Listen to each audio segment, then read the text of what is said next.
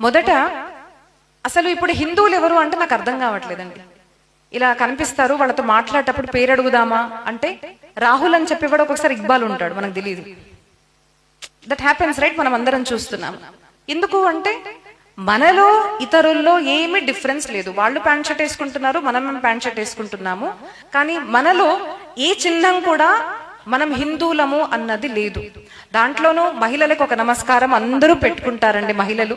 కానీ పురుషుల్లాగా వస్తే సభ్యత సంస్కారము ఆడవాళ్ళకి విచ్చేసాం మేము, మాకేం బాధ్యత లేదు అని పురుషులు భావిస్తారు. కాబట్టి ఒక నుదుటి మీద బొట్టు అనేది ఉండదు. మీకు కోపగించినా పర్వాలేదు, కానీ వాస్తవం చెప్తున్నాను. నేను హిందూ అనుకుంటే పెద్ద పెద్ద యుద్ధాలు చేసే అవసరం లేదండి. Small struggle everyday will help us. ఏంటిది అంటే, ఏంటయ్యా బొట్టు పెట్టుకున్నావు అంటే, అవును నేను హిందూని బొట్టు పెట్టుకున్నానని చెప్పగలగాలి ధైర్యంగా. ఒక బొట్టు పెట్టుకోండి, ఏదో ఒకటి మీ ఊర్ధ్వపుండ్రం కానివ్వండి, ఏదో రకంగా ఒక బొట్టు అయితే ఉండాలి హిందువులని చెప్పుకోవడానికి. రెండోది తులసి మాల అయినా కానివ్వండి, లేదంటే రుద్రాక్ష మాల అయినా కానివ్వండి వేసుకోవాలి. దీనికి కొంతమందికి చాలా సందేహాలు ఉంటాయి, ఎవరు వేసుకోవాలి ఎవరు వేసుకోకూడదు, నాన్ వెజ్ వేసుకుంటే వేసుకోవాలా లేదా అంటే సింపుల్ గా చెప్తాను. నాన్ వెజ్ తింటున్నా కూడా, మీరు గృహస్థాశ్రమంలో ఉన్నప్పటికీ కూడా ఒక్కసారి మనం మాల ధరించాము అంటే తీసే అవసరము